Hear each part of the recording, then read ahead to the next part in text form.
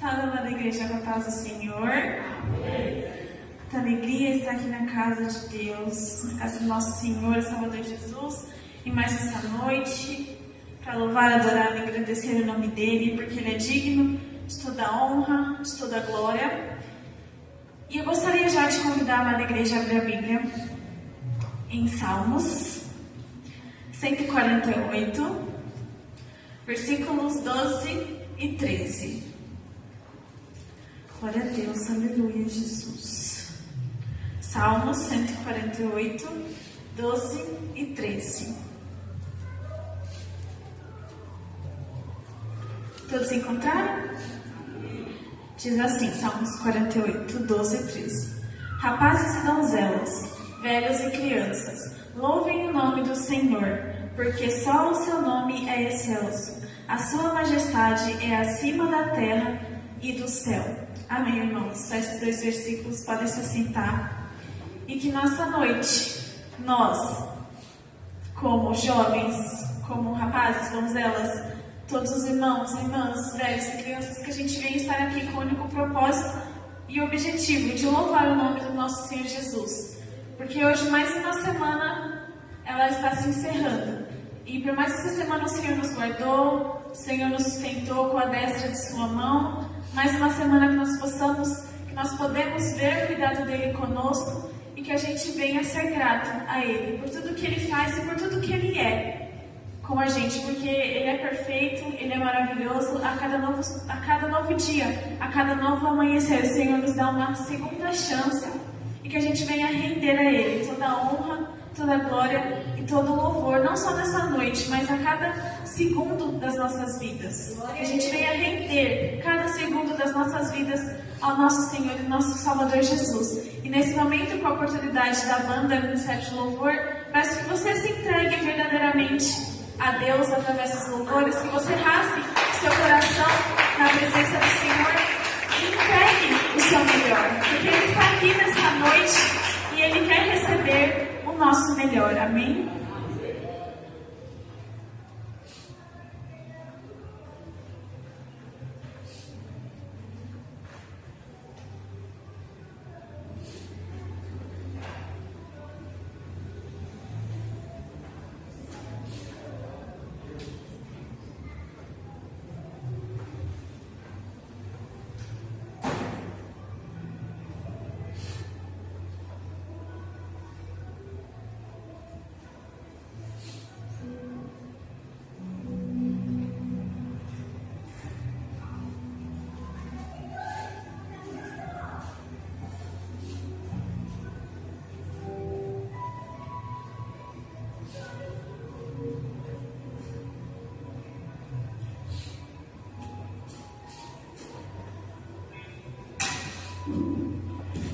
Vamos para o Senhor?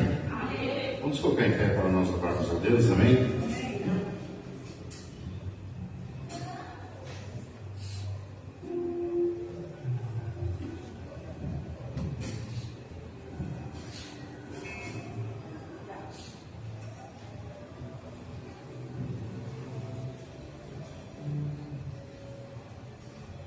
Nós estamos aqui nessa noite para adorar, exaltar Jesus, render a honra, glória, louvores, adoração. Então vamos adorar ao Senhor. Nós somos a igreja dele, nós estamos aqui para louvor e honra e glória do nome de Jesus. Amém? Você pode aplaudir a Jesus bem forte.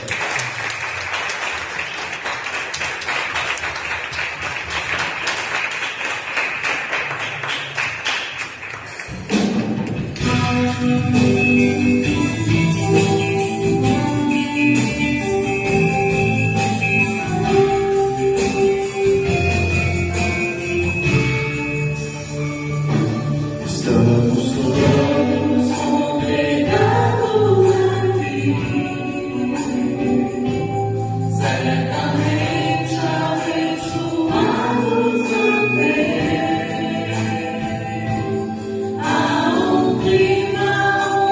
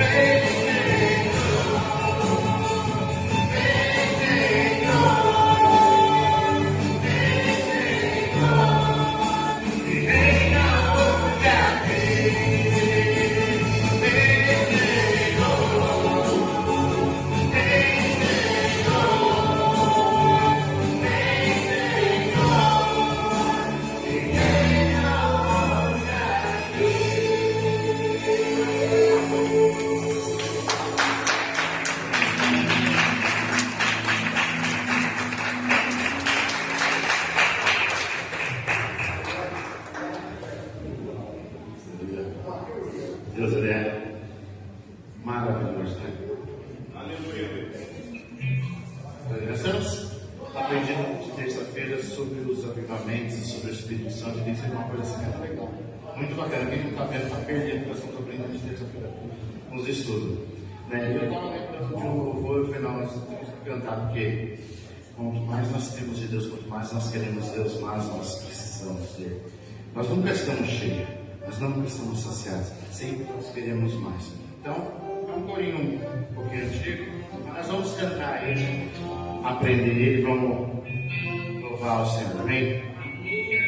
Ele diz assim, ó: eu quero mais de ti, Jesus, Senhor, eu quero mais, com mais que seja cheio, Senhor, eu quero mais, eu quero mais de ti, Jesus, Senhor, eu quero mais, com mais que seja cheio, Senhor, eu quero mais, eu quero mais de ti, Jesus, Senhor, eu quero mais, com mais que seja cheio, Senhor, eu quero mais, eu quero mais de ti, Jesus, Senhor, eu quero mais, com mais que seja cheio, Senhor, eu quero mais, eu quero toda a vida, eu quero toda a vida, porque tu merecer, para eu poder viver, eu quero a sua paz, eu quero teu viver, eu quero a alegria que me dá poder, eu quero mais de ti, Jesus, Senhor, eu quero mais, por mais que esteja cheio, Senhor, eu quero mais de ti, Jesus, Senhor, eu quero mais, por mais que esteja cheio, Senhor, eu quero mais, eu quero toda a vida, eu quero a tua vida, poder tu merecer, pra eu poder viver, eu quero a tua paz, eu quero teu viver, eu quero a alegria que me dá poder.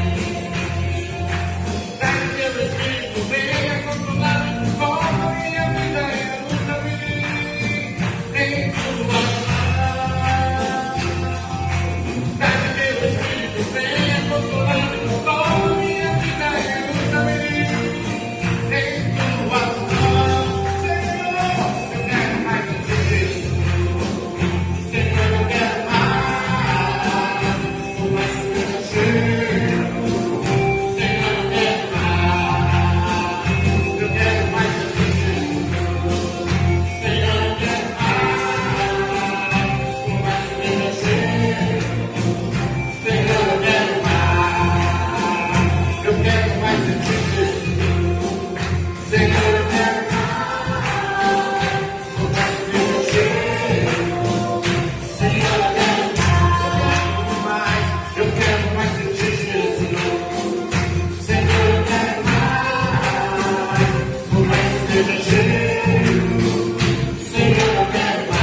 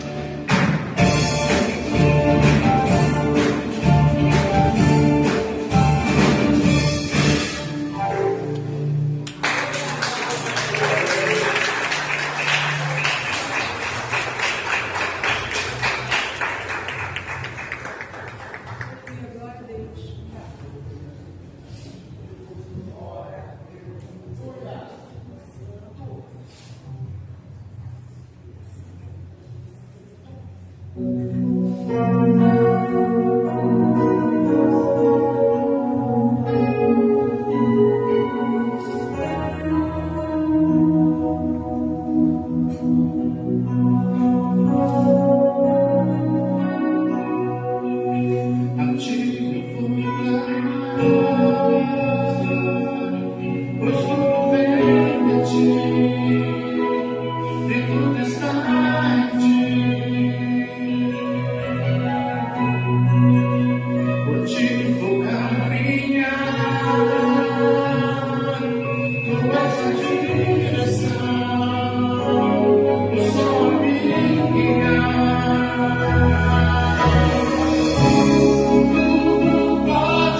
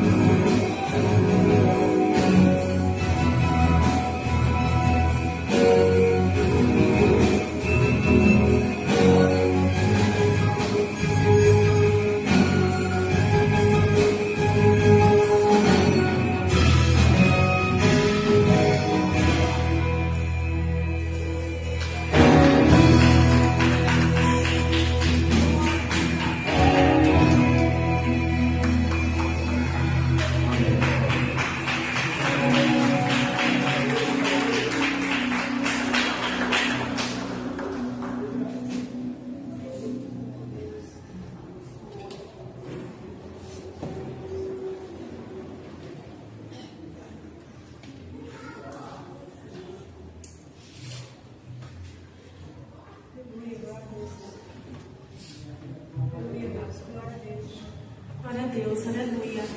Que a cada novo dia a gente possa declarar para o Senhor: eis-me aqui, Senhor, faça a tua vontade sobre a minha vida. Glória a Deus, aleluia, Jesus. Louvado e agradecido seja o teu santo nome. Vamos começar com as oportunidades para os jovens. Nicolas tem a oportunidade e as palavras louva a Deus.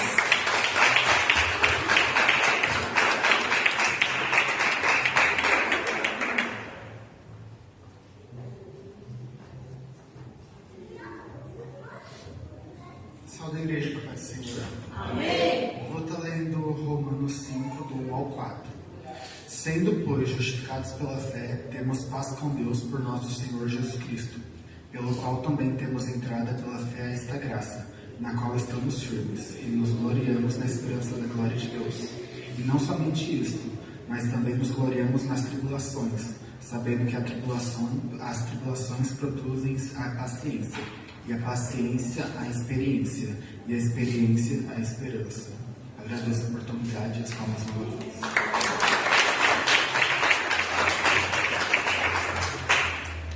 Amém, glória a Deus. É nos momentos difíceis que a gente vê o poder de Deus nas nossas vidas, Ele se aperfeiçoando na nossa fraqueza. A palavra fala que quando a gente está fraco, é aí que a gente está forte, porque a gente se enche do poder de Deus. Porque é nesse momento que a gente vai e nos reveste da graça de Deus, do poder de Deus. Então, as tribulações, elas também produzem frutos nas nossas vidas. Então, que a gente venha dar graças até nos momentos difíceis, porque o Senhor está conosco em cada momento, em cada situação. Amém. Glória a Deus, aleluia. O Anthony tem a oportunidade e as palmas de Deus.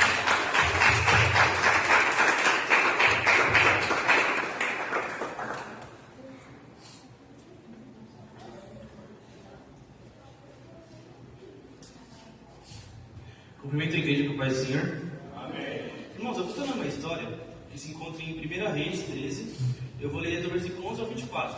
Diz assim: a desobediência e o castigo do profeta. Em Betel morava um velho profeta. Os seus filhos vieram e lhe contaram tudo que o homem de Deus havia feito naquele dia em Betel. Também lhe contaram as palavras que ele tinha dito ao rei. Então o pai perguntou aos seus filhos: por que caminho ele se foi? E eles lhe mostraram o caminho que havia sido tomado pelo homem de Deus, que tinha vindo de Judá. Então ele disse aos seus filhos: ponham uma sela no meu jumento. Eles puseram uma sela no jumento e o profeta montou. Então ele foi atrás do homem de Deus e, achando-se sentado debaixo do carvalho, perguntou-lhe: você é o homem de Deus que veio de Judá? Ele respondeu: sou eu mesmo. Então o velho profeta lhe disse: venha comigo até minha casa e coma alguma coisa. Mas o profeta de Judá respondeu: não posso voltar com você, nem entrar em sua casa. Não posso comer nem beber nada com você neste lugar, porque me foi dito pela palavra do Senhor: ali você não deve comer nem beber nada. Também não deve voltar pelo caminho por onde foi. O velho profeta respondeu: também eu sou profeta como você, e um anjo me falou por ordem do Senhor, dizendo: faça voltar com você a sua casa, para que come e beba alguma coisa. Mas isso era mentira. Então ele voltou com o velho profeta e comeu e bebeu na casa dele. Estando eles à mesa, a palavra do Senhor veio ao profeta que o tinha feito voltar. E ele gritou para o homem de Deus que tinha vindo de Judá, dizendo: assim diz o Senhor: você foi rebelde à palavra do Senhor e não guardou o mandamento que o Senhor, seu Deus, lhe havia ordenado. Você voltou, comeu e bebeu no lugar onde ele havia ordenado que você não deveria comer nem beber. Por isso seu cadáver não será sepultado no sepulcro dos seus pais. Depois que ele tinha comido e bebido, o velho profeta pôs a sela no jumento para o homem de Deus a que ele tinha feito voltar. Ele foi embora e no caminho o leão encontrou e o matou. O cadáver dele ficou estendido no caminho e o jumento e o leão ficaram parados junto ao cadáver. Só até aqui, irmãos.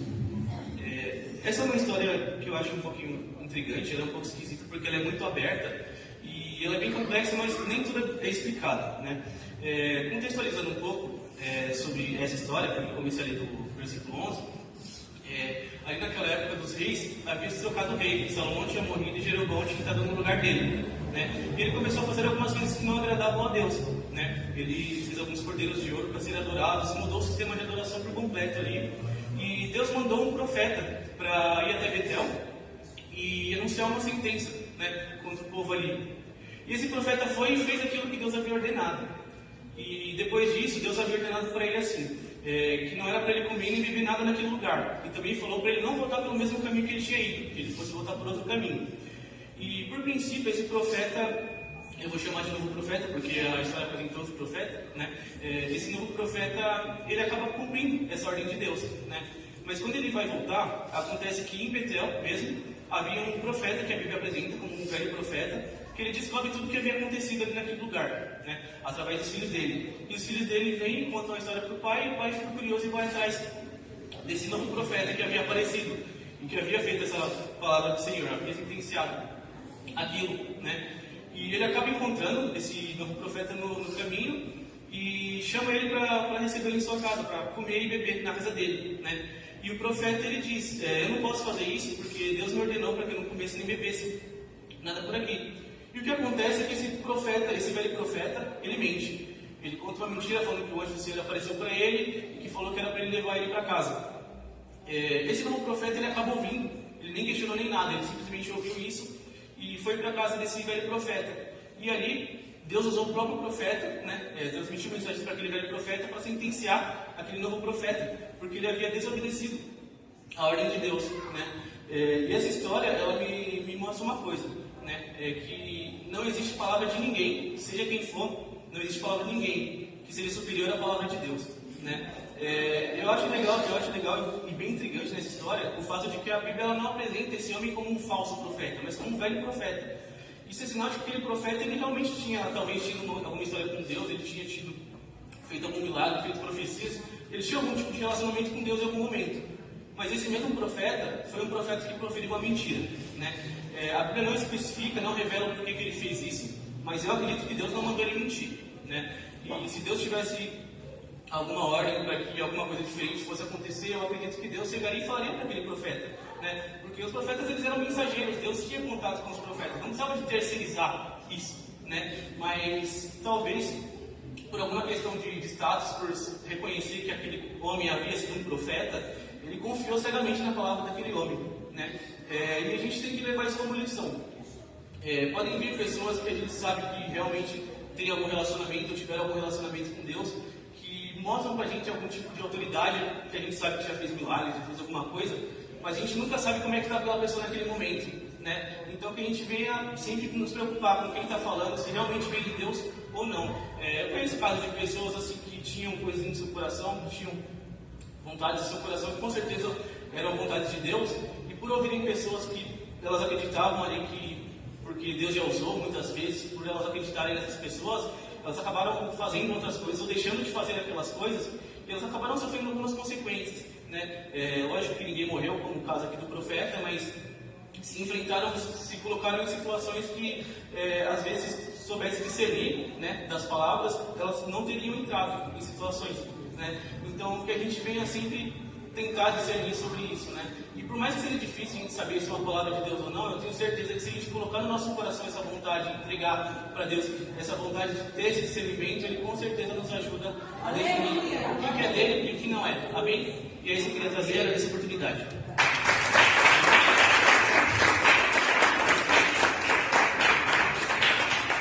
Amém, glória a Deus. Aleluia, verdade.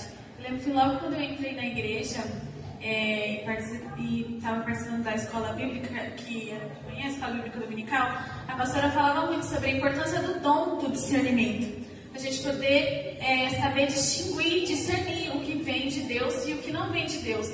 Porque pessoas para querer opinar sobre a nossa vida, para falar faz isso, faz aquilo, tem na torta e na direita, mas a gente tem que pedir ao Senhor dom do discernimento, para que a gente possa sempre estar atento e saber qual é o plano dele para a nossa vida, o que ele quer para nós, saber realmente o que é que ele fala verdadeiramente, o que é que somente são pessoas opinando, essas coisas. É muito importante o dom do discernimento mesmo nas nossas vidas. Aleluia, Jesus.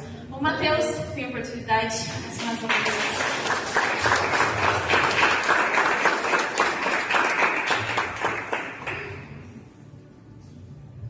Da igreja que eu passo, Senhor. Amém. Queria deixar 2 versículos aqui com os irmãos. Se encontra em Atos 17, versículo 30 e 31, que diz assim: No passado Deus não levou em conta essa ignorância, mas agora ordena que todos, em todo lugar, se arrependam, pois estabeleceu um dia em que há de julgar o mundo com justiça, por meio do homem que designou, e deu provas disso a todos, ressuscitando dentre os mortos. Agradeço a oportunidade e as palmas a Deus.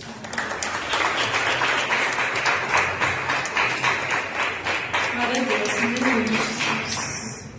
Guilherme tem a oportunidade, as palavras para Jesus.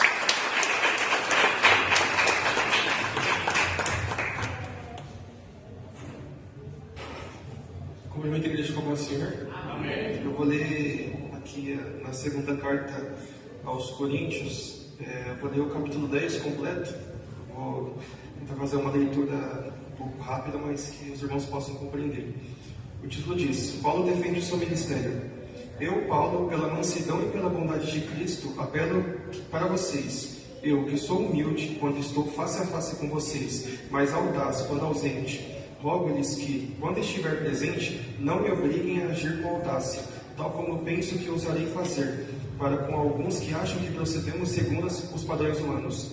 Pois, embora vivamos como homens, não lutamos segundo os padrões humanos. As armas com as quais lutamos não são humanas, ao contrário, são poderosas em Deus para destruir fortalezas. Destruímos argumentos e toda pretensão que se levanta contra o conhecimento de Deus e levando cativo todo pensamento para torná-lo obediente a Cristo.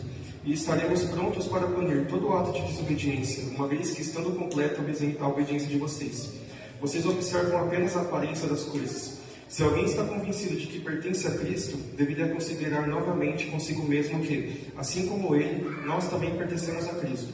Pois mesmo que eu tenha mergulhado um pouco mais da autoridade que o Senhor nos deu, não me envergonho disso, pois essa autoridade é para edificá-los e não para destruí-los.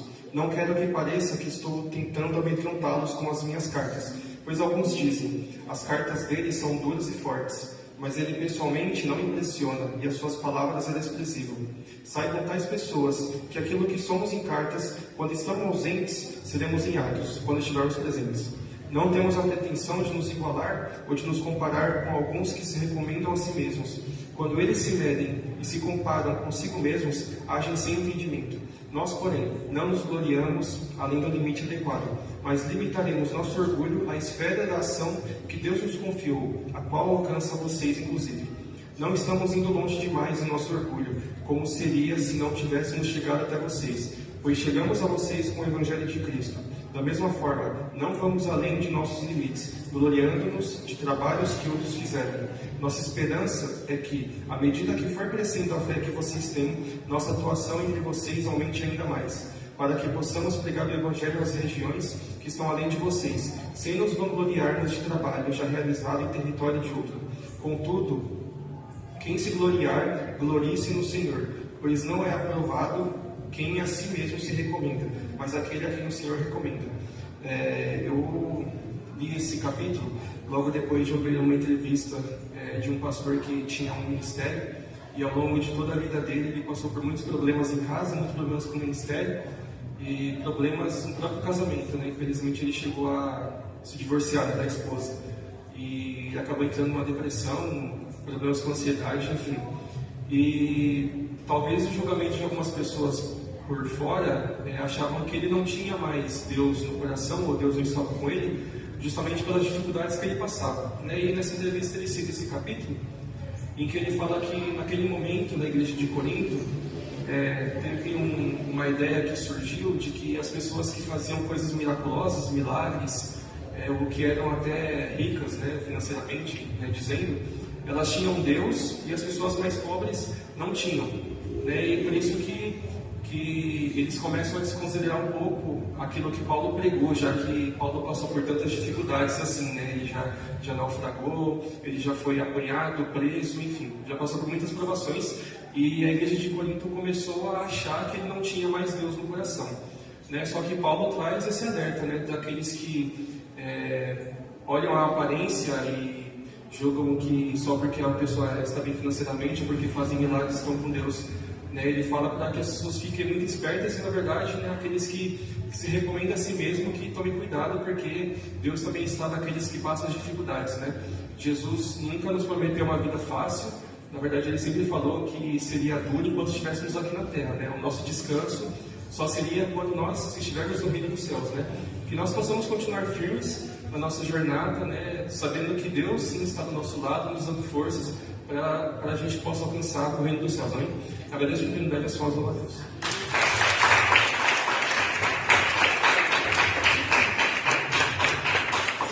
Ele é o nosso melhor amigo, Ele é o nosso refúgio, Ele é a nossa fortaleza, nosso consolo, é para quem a gente deve correr nos momentos de angústia. É Jesus, que a gente venha fazer dele sempre o nosso socorro e o nosso refúgio. Amém. Aleluia, Jesus. Celso, tem a oportunidade de estar nas mãos de Deus.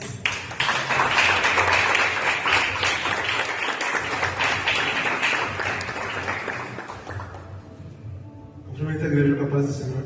Amém. Eu vou ler em Atos 17 também, igual a Mateus, que não está aberto também. Atos 17, só que eu vou começar a ler um pouquinho mais. Vou ler lá do versículo 21 até o 31 também. Acontece que todos os de Atenas e os estrangeiros residentes não se ocupavam com outra coisa senão dizer ou ouvir as últimas novidades.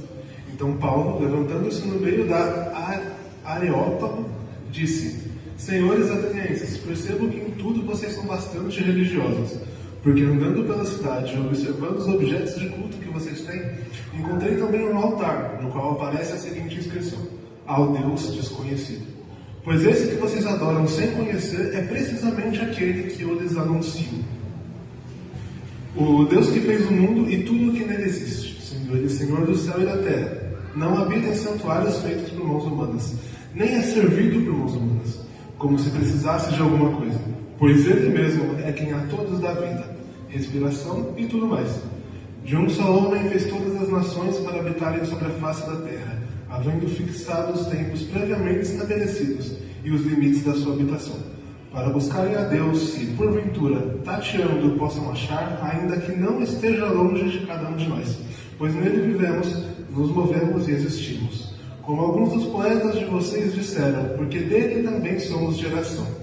Portanto, visto que somos geração de Deus, não devemos pensar que a divindade é semelhante ao ouro, à prata ou à pedra, trabalhados pela arte e imaginação do homem. Deus não levou em conta os tempos da ignorância, mas agora Ele ordena a todas as pessoas, em todos os lugares, que se arrependam. Porque Deus estabeleceu um dia em que julgará o mundo com justiça por meio de um homem que escolheu, e de certeza disso a todos, ressuscitando, e deu certeza disso a todos, ressuscitando dentre os mortos. Aqui foi, ele deu esse discurso porque o povo de Atenas estava questionando a ele, perguntando para ele de quem era essa pessoa que ele tanto anunciava, né? De que ele tanto falava. E ele deu essa explicação. E eu escolhi para citar ela agora porque eu acho que não que seja possível você criar uma lista, uma categoria e ficar verificando todos os pré-requisitos para definir Deus, mas que quando você precisar responder quem é Deus para alguém que não compartilha da fé, essa é uma dos melhores níveis de resposta que eu consegui encontrar na Bíblia. Porque aqui Paulo ele usa o contexto social de quem está ouvindo para já colocar uma ideia na mente das pessoas. Então, no comecinho ali ele falou, sabe aquele altar que vocês têm ali, que está escrito que é o Deus desconhecido? Então, é desse aí que eu estou falando. Só que ele também continua. Mas sabe esses altares mesmo que vocês fazem com pedras de metais ou pedras preciosas de rochas, qualquer coisa? Então, mas também não é assim que funciona. Não é através deles que o nosso Deus se manifesta. Aleluia!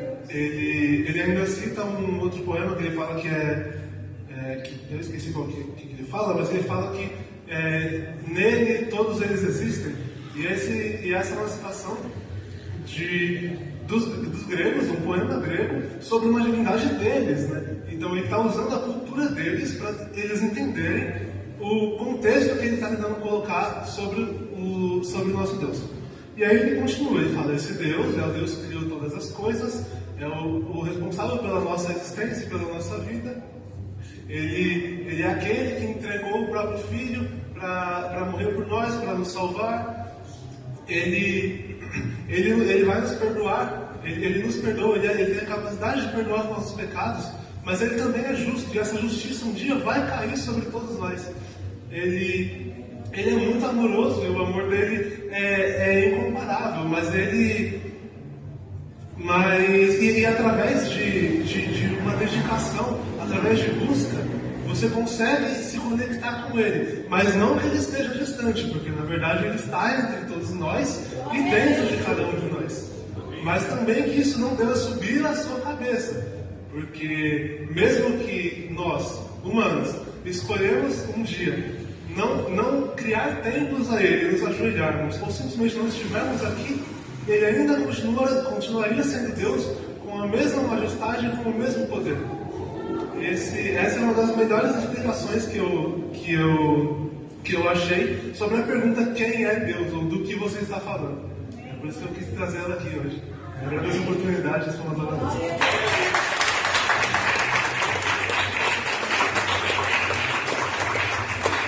Aleluia, Jesus. O Danilo tem oportunidade de as palmas para Deus.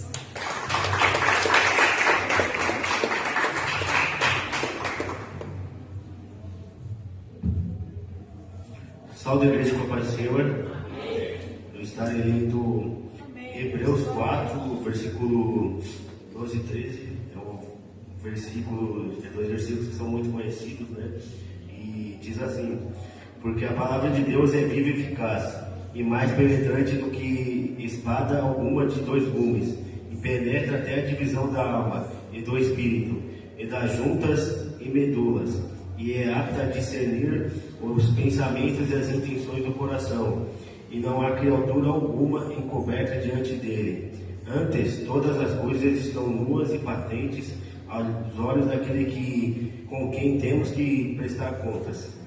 Bom, basicamente que esse versículo está dizendo, né, que não adianta a gente ter pecado de estimação, né, pecados que a gente esconde, né, dos outros aí, que a gente tem vergonha de cometer, porque Deus está vendo a gente cometer esse pecado, né? Não adianta a gente pagar de santo na frente dos outros, porque Deus sabe, né, o que a gente está pensando, o que a gente guarda no nosso coração, e que nós vamos ser julgados por isso, né? O próprio Salmo fala aqui, né, que Deus vai julgar todos nós, né? É o que fala aqui no último versículo, né? Que todas as coisas estão nuas e patentes aos olhos daquele que temos que prestar contas, né? Então, se por acaso você tiver algum pecado escondido, confesse a Deus o seu pecado, né? Peça que Ele te perdoe, mas peça perdão com sinceridade, né? Chore, se requebre na presença do Senhor, né? Que assim Ele vai te perdoar, né? E é isso que eu queria trazer aqui para os irmãos, e eu agradeço a oportunidade de falar a Deus.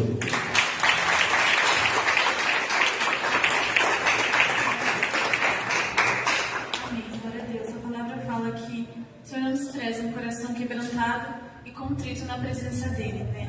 Aleluia, Jesus. Léo tem oportunidade. Salve os valores.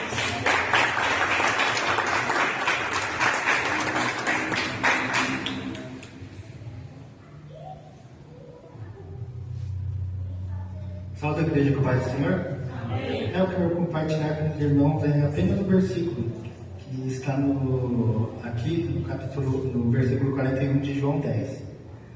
E iam muitos ter com ele e diziam: realmente, João não fez sinal algum, porém, tudo quanto eu disse a respeito deste era verdade, e muitos ali creram nele. Bem, irmãos, eu estava aqui lendo, né, o capítulo, o livro todo, né, de João, e esse versículo aqui me fez pensar muito, né, a respeito do poder que o nosso testemunho tem para influenciar as pessoas lá do mundo e trazê-las para o caminho do Senhor, né? João, ele realmente não fez assim, nada de grandioso, né? Mas ele preparou o caminho preparou o coração do povo para a chegada de Jesus Cristo, né? E nós sabemos que muitas pessoas, desde o começo, né, os primeiros apóstolos, eles foram influenciados por João Batista, né, irmãos? E o que nós podemos aprender aqui será que nós realmente estamos exercendo o papel de ir ao mundo, né, e pregar a toda criatura, né? A gente está realmente cumprindo essa ordem que o Senhor Jesus nos deu de forma efetiva, né? Eu fico pensando, né, lá do alto, será que João está vendo aqui o nosso contexto, né? Todo o poder que a gente tem para comunicar e disseminar a palavra do Senhor, né? Será que ele deve estar lá de cima vendo, né? O poder que a internet nos dá, né, irmãos? Uma simples postagem que a gente faz, né, pode alcançar milhares ou milhões de pessoas, né? Imagina lá do alto, João, imaginando, né, que ele lá no seu tempo ele tinha que gritar, esbravejar para alcançar algumas pessoas, né, alguns milhares de pessoas, enquanto nós aqui no nosso tempo, um simples texto, né, um compartilhamento na internet, a gente alcança milhões de pessoas, né? E será que a gente está usando esse poder que a gente tem de forma realmente efetiva para resgatar as pessoas lá do mundo, né, irmãos? A gente tem que refletir sobre isso e pedir ao Senhor ousadia, né, discernimento e capacidade para a gente poder, né, cumprir essa ordem que o Senhor nos deu, né, irmãos? Porque de tudo que o Senhor nos ensinou, de tudo que Ele falou para nós, uma das coisas mais importantes que é o papel de todos, né? Que é o chamado de todos, né? Nem todos foram chamados para se pastorearem, para cantarem ou para curarem, mas todos, sem distinção alguma, foram chamados para pregarem o Evangelho a toda criatura, né, irmãos? Que a gente possa fazer este papel da melhor maneira possível, né, irmãos? Para que quando a gente for lá para o céu, a gente não receba o puxão de orelha de João e de nenhum de todos os outros, né? Servos do Senhor que cumpriram o seu papel com máxima perfeição. Amém? Eu agradeço a oportunidade, as palmas louvem a Deus.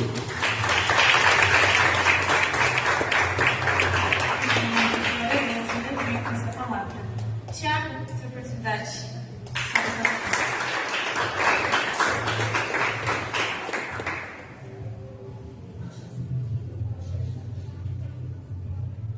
Salve da igreja, com a paz do Senhor. Amém. Vou ler em Provérbios, capítulo 3, versículo 3. Diz assim: Não permita que a bondade e a lealdade o abandone. Prenda-as ao redor do pescoço e escreva-as no fundo do coração. Então você conseguirá favor e boa reputação diante de Deus e das pessoas. Confie no Senhor de todo o coração, não dependa do seu próprio entendimento. Busque a vontade dele em tudo que fizer, e ele lhe mostrará o caminho que deve seguir. Agradeço a oportunidade e vamos louvar a Deus.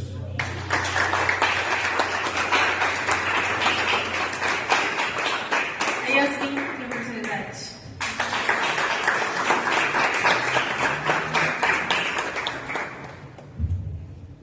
Cumprimento os irmãos do Pai do Senhor. Eu vou estar lendo Provérbios capítulo 1. Provérbios de Salomão, filho de Davi, rei de Israel, para aprender a sabedoria e o ensino, para entender as palavras de inteligência, para obter o ensino do bom proceder, a justiça, o juízo e a equidade, para dar prudência aos simples, e conhecimento e discernimento aos jovens, que o sábio ouça e cresça em prudência, e que o instruído adquira habilidade, para entender provérbios e parábolas, as palavras dos enigmas dos sábios. O temor do Senhor é o princípio do saber, mas os insensatos desprezam a sabedoria e o ensino.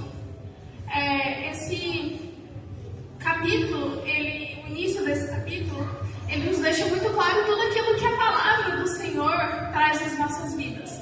Ele nos traz sabedoria, nos traz entendimento da palavra, e uma coisa que me chamou muita atenção aqui também foi no versículo 5, diz assim, que o instruído adquira habilidade, pois muitas vezes a gente é bem instruído, muitas vezes nós temos pessoas que nos ensinam bem, que nos dão um bom caminho, mas mesmo assim às vezes a gente tem muita dificuldade em seguir aquilo, e a palavra do Senhor, em oração, e a Bíblia, isso traz para nós habilidade, a facilidade daquilo que você aprendeu, que você possa estar atuando naquilo. E no final também, o temor do Senhor é o princípio do saber. O respeito do Senhor é aquilo que vai te dar um pontapé para que você possa ser um pouco mais sábio cada dia mais. Agradeço a oportunidade e nós estamos uma delas.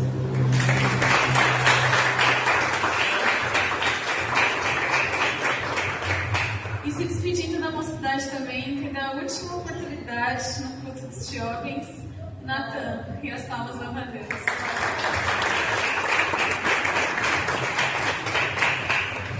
Salve a igreja com a paz do Senhor.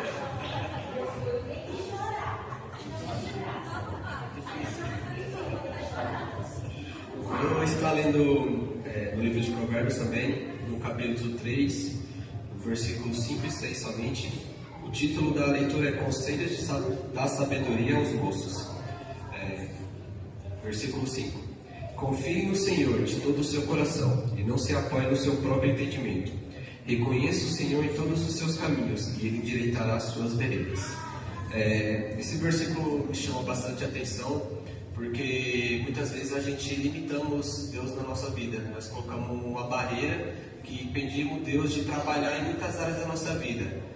Deus é todo poderoso, Ele pode fazer o que quiser? Sim, pode, só que Ele é educado. Ele não vai fazer algo que você não queira, porque Ele nos ama. E quando você ama alguém, mesmo que aquela pessoa não queira fazer aquilo, você respeita a decisão dela. E assim é Deus. Deus não força ninguém a fazer nada. E aqui, a gente, quando fala em limitar, a gente, principalmente, né, a gente coloca Deus na nossa área profissional, que é questão financeira, né? Mas esquecemos também da nossa área secular, na nossa área amorosa, na nossa área na faculdade. E muitas vezes acontece coisas nas nossas vidas porque a gente não conversa com Deus. A gente conversa muitas vezes com os nossos amigos, escutamos opiniões dos outros, mas não escutamos a opinião daquele que importa, né? E é onde muitas vezes a gente quebra a cara e depois quer questionar Deus porque não deu certo, porque não foi do jeito que eu planejei, pensei, só que você não chegou a consultar a pessoa certa, né? Então que a gente venhamos consultar mais o Senhor. É bom ter amigos, sim, mas primeiramente Deus em tudo em nossa vida. Mas primeiramente vamos conversar com Deus, vamos desabafar com Deus, porque Ele é o nosso Pai, né? E o Pai sempre quer conversar com o filho, quer saber o que está acontecendo com o filho. E se a gente não colocar, se a gente não dar o primeiro passo, Deus não vai vir até a gente. Então que a gente venha colocar Deus em tudo, nossas vidas, nossos sonhos, planos, desejos, angústia, sofrimentos, porque disso Ele vai cuidar. Agradeço a oportunidade e as palmas, louva a Deus.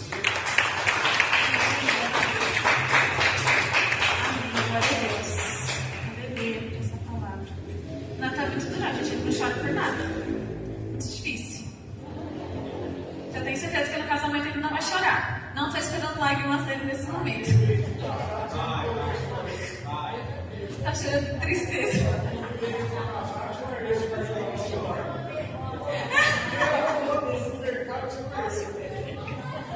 Glória a Deus, aleluia, Jesus. Agora, nesse momento, nós estaremos só chamando todos os jovens aqui à frente para a gente estar louvando ao Senhor juntos.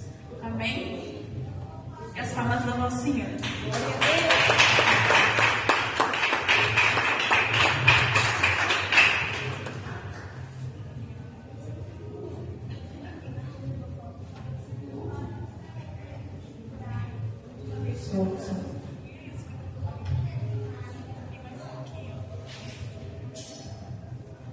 Glória a Deus.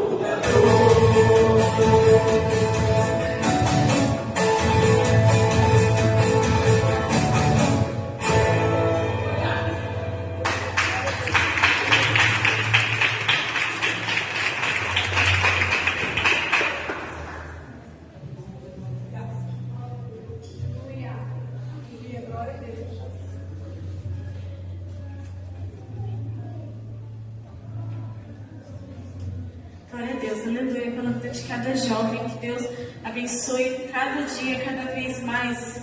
Que vocês busquem cada dia, cada vez mais a presença do Pai, que vocês sejam cada vez mais cheios dessa presença gloriosa. E agora, nesse momento, eu gostaria de chamar a Esther para estar fazendo uma oração. Vamos para o momento da palavra. Glória a Deus, aleluia. Salve a igreja na paz do Senhor. Vamos ficar de pé, vamos para orar pela vida da Luana.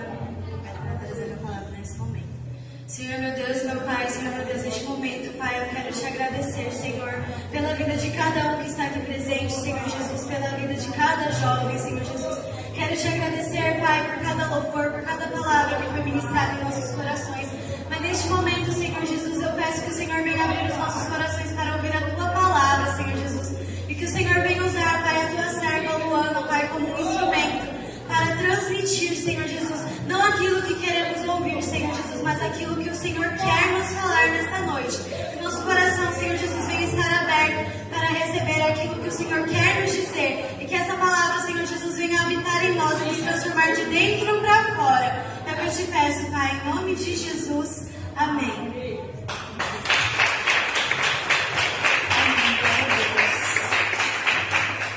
Aleluia, Jesus. Aproveitando que os irmãos já estão em pé, convido-os a abrir a Bíblia em João 15.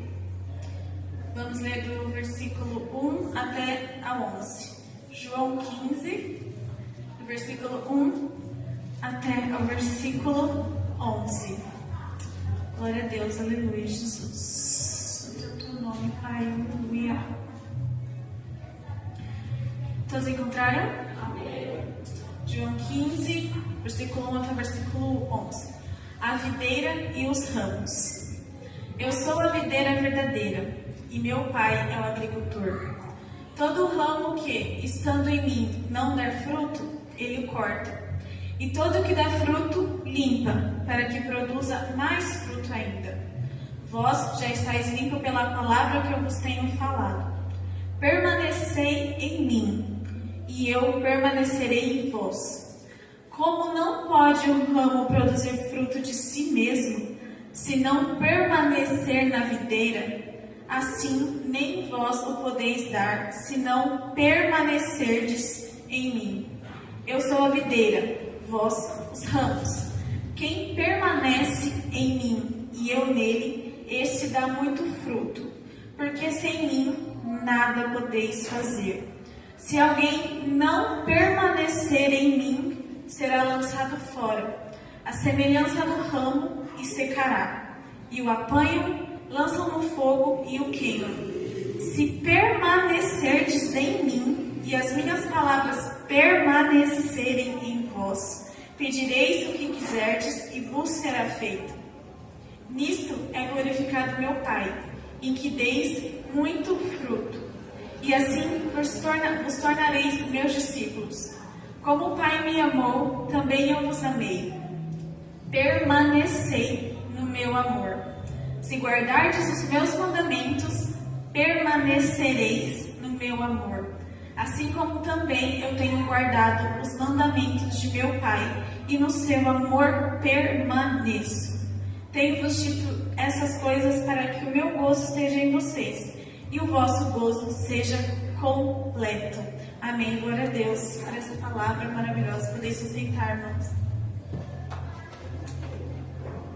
Eu estava meditando nessa palavra e o Senhor colocou no meu coração para falar sobre conexão com Deus. Como está a nossa conexão com o Pai? Nós estamos conectados 100% com Jesus, ali firmemente? Ou de vez em quando nossa conexão tá boa, aí tem momento que ela já não tá lá mais essas coisas, tem algumas interferências ali. Como está a nossa conexão com Deus? E para falar sobre isso a gente vai voltar lá no versículo 1, onde Jesus começa afirmando que Ele é a videira verdadeira e que Deus, Pai, Ele é o agricultor. E trazendo um pouco do significado do que é o agricultor, ele é aquele que trabalha na lavoura, que trabalha na terra, que prepara a terra, que planta e cuida dela dia após dia, e que, se for necessário, corta e arranca o que não tem utilidade. E a palavra fala, Jesus fala através da palavra que nós somos os ramos. E com os ramos pode acontecer duas coisas. Ele dá fruto, permanecer, dá fruto, ou ele não permanece porque ele não está frutificando e ele é arrancado para fora. Então nós, como ramos na videira, ou nós damos frutos, ou o lavrador ele nos corta, ele nos arranca, porque nós não estamos sendo úteis, nós não estamos tendo utilidade para ele, não estamos dando utilidade para o lavrador. Porque a utilidade, quando se tem uma videira e os ramos, é colher frutos. O objetivo é frutificar. Então, esse é o objetivo. E se, consequentemente, não está sendo dado frutos, aquele ramo é cortado para que possa haver frutos. Então, Jesus aqui ele fala que sem os frutos não é possível continuar conectado com a videira. Se não estiver conectado com a videira, não é possível dar frutos. Está tudo muito conectado, uma coisa com a outra. E a gente se pergunta, o que a gente tem que fazer então para poder frutificar, para poder ser útil ao agricultor, para poder continuar ali frutificando? E Jesus ele fala isso. O que nós devemos fazer é permanecer. E aqui está bem explícito isso, numa comparação que a gente faz no versículo 1 e no versículo 5. Porque aqui no versículo 2 e no versículo 5. Porque aqui no 2 ele fala, todo ramo que estando em mim não der fruto, ele o corta. E aí no 5 ele fala, eu sou a videira, vós os ramos. Quem permanece em mim e eu nele, esse dá muito fruto. Ou seja, nós vemos que existe uma diferença entre estar e entre permanecer. Porque aqui ele fala, aquele que estando em mim não der fruto, ele corta. Porque existe essa diferença. Porque estar pode ser algo momentâneo. Eu estou aqui agora. Daqui 5 minutos, eu já posso estar aqui. Então, o estar pode ser algo breve. É algo que pode não durar. Já o permanecer, eu estou aqui, eu permaneço, eu estou firme, eu continuo, eu não saio. Então, permanecer é isso, é uma coisa constante, é uma coisa que não muda. E permanecer é a palavra que mais aparece em todo o capítulo 15 de João. Por isso que eu dei até uma ênfase toda vez que aparecia essa palavra, permanecer, permaneçam. É a palavra que Jesus mais usa aqui, nesse capítulo 15. Porque esse é o desejo do Senhor Jesus para as nossas vidas. Que a gente permaneça nele, que a gente fique conectado com ele. É para isso que nós fomos criados, esse é o objetivo da nossa criação. Estar conectados com o Senhor, permanecer nele, dia após dia. E com isso, com essa permanência, os frutos acabam sendo uma consequência. Porque Jesus fala, aquele que permanece em mim e eu nele, esse dá muito fruto. Então, quando nós permanecemos firmes no Senhor, quando o ramo está firme, permanece na videira, ele consequentemente dá frutos. Então, que a gente venha permanecer, que a gente não venha somente estar momentaneamente por um certo tempo e daqui a 5 minutos estar em outra situação, ou as circunstâncias da vida fazer a gente estar firme, mas aí vem um vento que faz a gente balançar e aí a gente não está mais aqui, agora a gente está lá, a circunstância e o medo faz a gente afastar, a gente não está mais perto, agora a gente está longe. Mas o permanecer é constante no mesmo lugar. Pode vir luta, pode vir vento, pode vir tentações, pode vir provações, mas eu permaneço, mas a gente permanece. E assim, permanecendo, a gente frutifica. Porque se a gente não estiver conectado com a videira, que é Jesus, não vai dar certo. Não vai ter continuidade. Porque vai ser cortado fora. Então, se você está conectado, permanecendo em Jesus, as coisas vão dar certo. Ou você está tentando com as suas próprias forças? Você está tentando frutificar de uma outra maneira que não é conectada a Jesus? Porque se for com as nossas próprias forças, se for do nosso jeito, não vai. Porque ele fala: sem mim nada podeis fazer. Não somos nós que fazemos. Não somos nós que temos forças para enfrentar dia a dia o que nós muitas vezes enfrentamos. É Ele que nos dá essa força. É por Ele, é por meio dEle. E é tudo para Ele, para a glória dEle. Nada vem de nós. Nada. Muitas vezes nós pensamos que as nossas forças, elas se esgotaram. A gente deita e pensa: Senhor, eu não sei se eu vou ter força para enfrentar mais um dia amanhã. Para encarar todos os gigantes que eu tenho que encarar amanhã. Mas Jesus, ele nos fala: permaneça. Fique firme. Mesmo com os ventos querendo te derrubar, mesmo com as circunstâncias querendo te desanimar, permaneça. Porque não é por você, é por mim. Porque sem mim nada podeis fazer. Não é a tua força, não é a minha força, é a força de Deus a cada novo dia, a cada novo amanhecer, fazendo com que a gente continue e não pare. Porque eu tenho certeza que por muitos momentos da nossa vida a gente pensou sim em parar. Por muitas vezes nas nossas vidas a gente pensou sim em desistir. Fala: Senhor, eu não consigo mais. Senhor, eu não tenho forças. E é nesse momento, no nosso clamor mais sincero de toda a nossa alma, que Ele nos preenche com toda a força dEle. E que a gente venha permanecer dando alegria ao Senhor. Porque a palavra fala que a alegria do Senhor é a nossa força. Então quando a gente está ali permanecendo no Senhor e fazendo a vontade dEle e alegrando o coração dEle, Ele nos enche de força a cada dia, a cada novo amanhecer. Então que a gente possa permanecer conectado com a videira que é Jesus. E assim frutificar dia após dia. E agora nós vamos falar de 2 personagens da Bíblia. Um deles esteve na presença de Deus por um tempo, mas as circunstâncias não o fizeram permanecer verdadeiramente conectado. As circunstâncias da vida, as tentações, fizeram ele acabar se desconectando e não permanecendo mais naquilo que Deus tinha para ele. Já o outro permaneceu. Independente das circunstâncias ao seu redor, ele permaneceu firme. E nós vamos falar, esses 2 personagens são Sansão e Daniel. Começando por Sansão, que por um tempo esteve firme, mas não permaneceu. E a história de Sansão, ela começa lá em Juízes 13, onde o povo de Israel ele estava entregue nas mãos dos filisteus, devido à desobediência dele. Estava naquela situação por permissão do Senhor. E havia um homem Zorá, que era da linhagem de Dan, chamado Manoá. E a mulher dele era estéril, não podia gerar filhos. Até que em certo dia apareceu um anjo do Senhor, aquela mulher, e disse: eis que és estéril e nunca tiveste filho, porém conceberás e darás à luz um filho.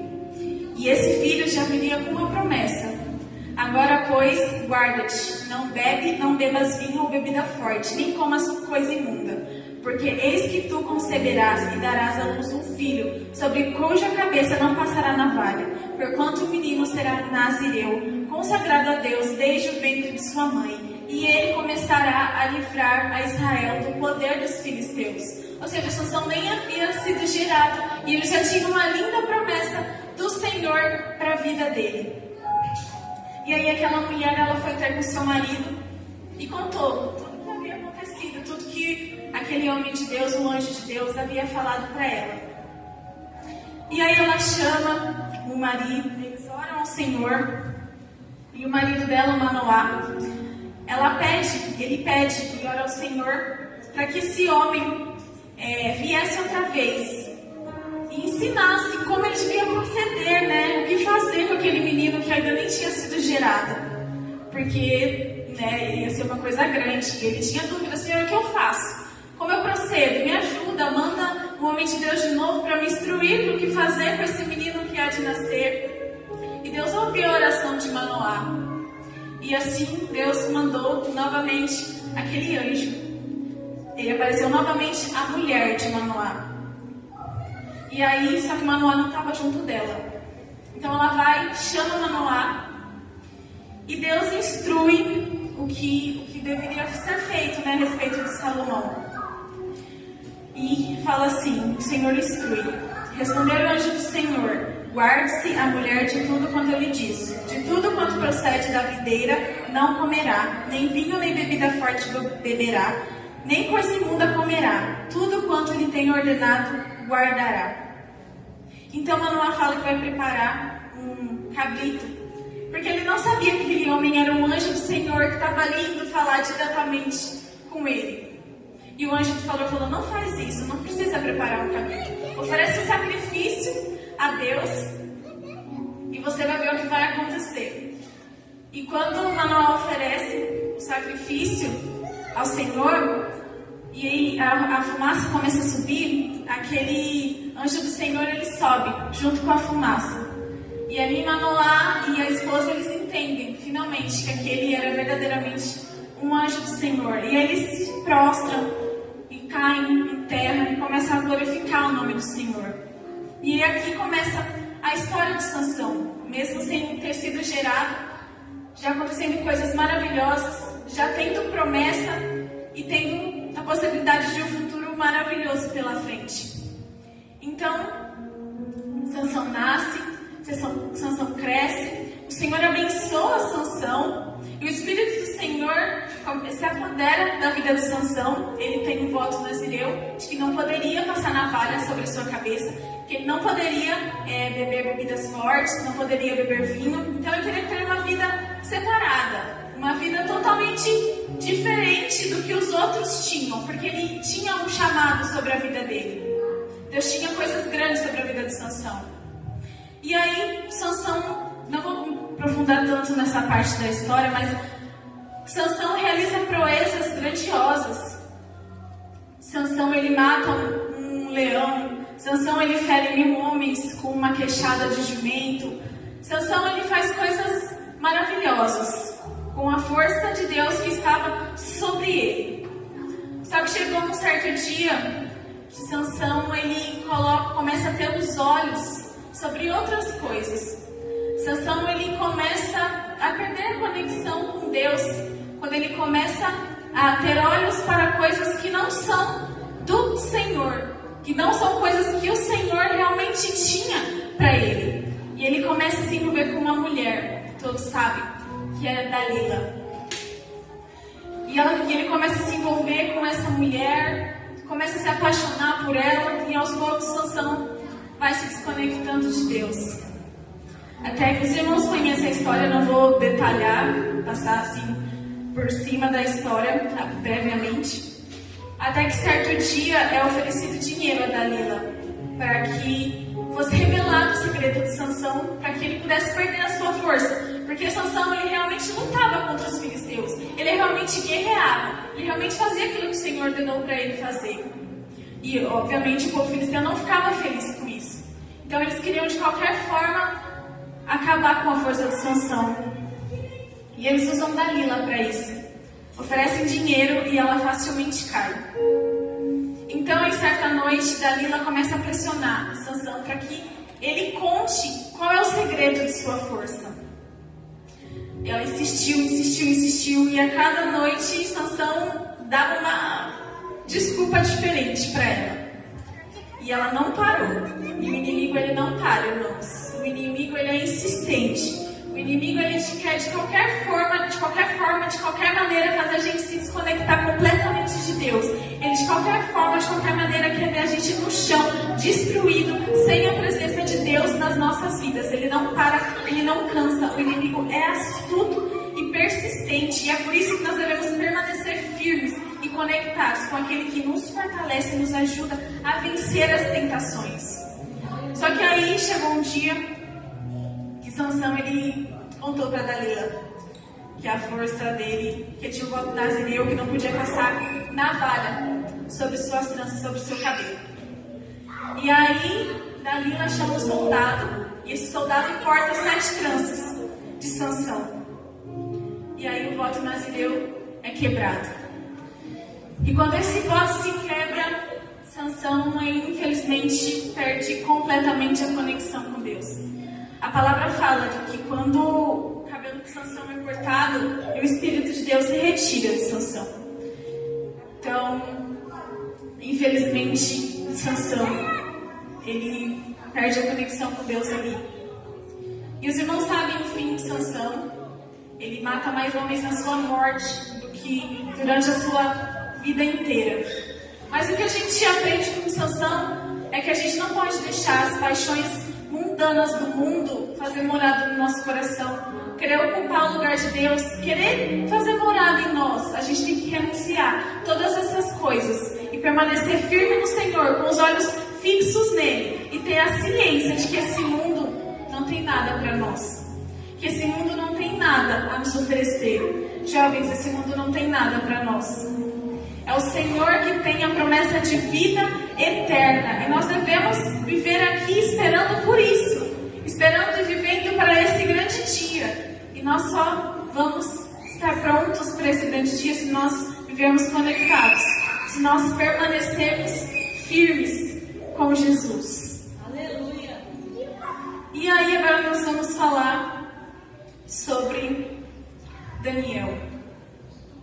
Completamente diferente de Sansão, porque Daniel, ainda muito jovem, ele tem a sua vida completamente mudada. Ainda jovem, ele é levado cativo à cidade de Babilônia. Ele é tirado de Jerusalém e levado para a Babilônia.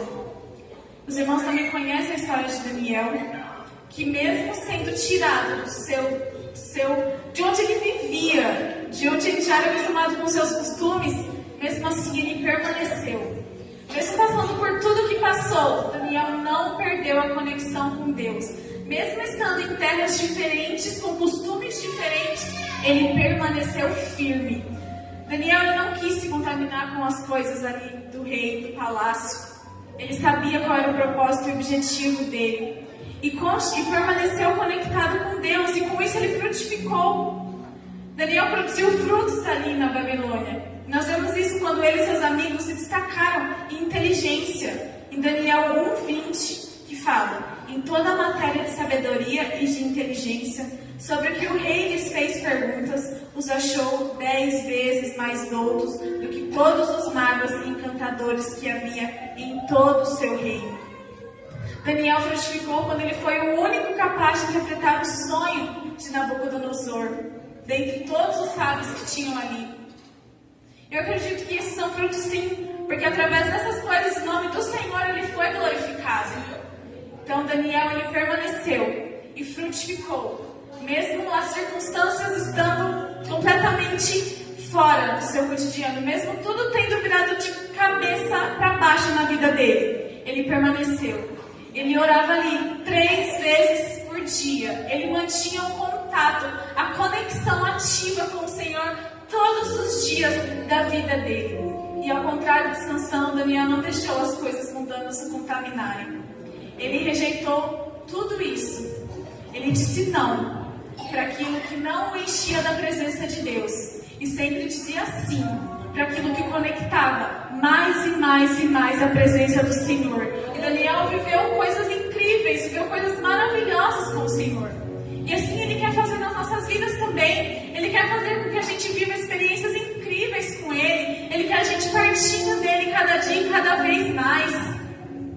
Mas infelizmente, no nosso dia a dia, a gente acaba deixando a nossa conexão com Deus de lado por tão pouco. Infelizmente a gente dá prioridade para outras coisas e deixa a nossa conexão com Deus por tão pouco. Que a gente possa refletir dia após dia em como está a nossa conexão com Deus. E a forma de nós estarmos conectados com Ele é através da oração, é através do jejum, é através da leitura da palavra, meditando nela de dia e de noite. que a gente venha estar cada dia, cada vez mais conectados com Cristo. E que assim a gente possa dar frutos para a honra e glória no nome do Senhor Jesus. E essa foi a palavra que o Senhor colocou no meu coração. E nesse momento eu gostaria de agradecer ao pastor, de agradecer à pastora, ao pastor Kleber, à Bispa Kelly, por ter acreditado em mim, por ter me dado a honra de estar na liderança dos jovens por esses 3 anos. Sou muito grata a Deus pela vida de cada jovem. Eu amo muito, eu digo e repito que eu amo muito cada um de vocês. Oro e peço a Deus para que vocês continuem cada dia e cada vez mais conectados com Deus, com Jesus e frutificando para a honra e glória do nome dele. Muito obrigada, pastor Luiz, obrigada, pastora Sandra, obrigada, pastor Kleber, obrigada, Bispa Kelly, por toda a paciência que vocês tiveram com a gente, comigo. Obrigada por todo o amor, obrigada pelos puxões de orelha, que a gente sabe que é sempre para o nosso bem. Eu agradeço muito a Deus pelo ministério que eu faço parte, onde a gente vê que Deus se faz presente aqui. Então, eu só tenho a agradecer a Deus por tudo. E já estou com saudade de todo mundo, de verdade. Eu só tenho a agradecer a Deus e louvar o nome dele por tudo. Porque tudo que acontece é para a honra e glória dele. Eu não estaria aqui se não fosse por ele. Então, só agradecer e dizer eu amo vocês. Que Deus abençoe vocês sempre nessa caminhada.